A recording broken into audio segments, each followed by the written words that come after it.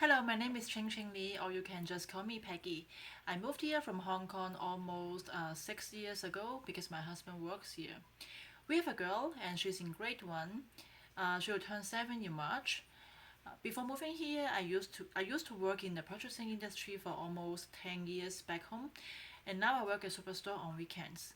One of my recent hobbies is I like trying out recipes. I am not very good at cooking, but I like experimenting different recipes to see how they turn out. So when it comes to reading, I have to admit that I read a lot when I was a kid, but now I don't read regularly. When I was a kid, my mom always took my brother and me to the library, and I really enjoyed all the picture books to learn Chinese and English. We also read newspaper every day at home, and I remember this is one of the best ways to learn to read. I liked pointing at the words that I didn't know, and then I went to my mom and asked her, "Oh, what does this mean? This word mean?" But later in high school and university, I did not have much time to read for leisure because I was so busy with all the homework and exams. So even though I read a bit, they were mainly for the purpose of studying.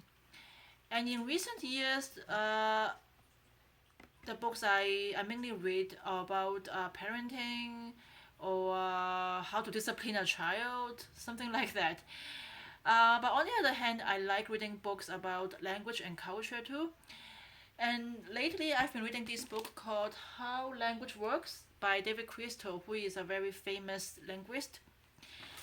When I choose what book to read, I will check out the book cover, and I always read the introduction and some background of the book to get myself familiar with the book to see if I really like it. And sometimes I also check out the book reviews online.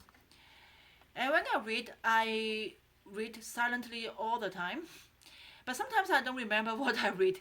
So I will need to read some sections of the book again, and maybe sometimes I will write some notes and do some highlighting of some phrases or some sentences I really like. So reading is definitely a great help in developing literacy skills. From my own childhood experience, because of the influence of my mom, I liked reading because of her. So I think it is very important for teachers and parents to set a reading environment so children will be motivated to read. And now I read with my daughter a lot, and she likes reading too. And I can see how she hugely improved her literacy skills from reading. And by creating this video, the principles of representation, action, and expression were applied.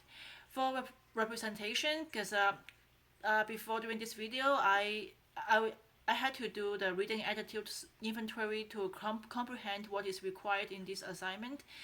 And the format of doing survey is much easier to comprehend what I had to do rather than a list of open-end questions. And for action and expression, now I use the format of creating a video and upload it to Moodle later instead of just writing. And that would be a very good alternative for some people who are very comfortable with speaking but not so good at writing. So that's all for today. Thank you for watching.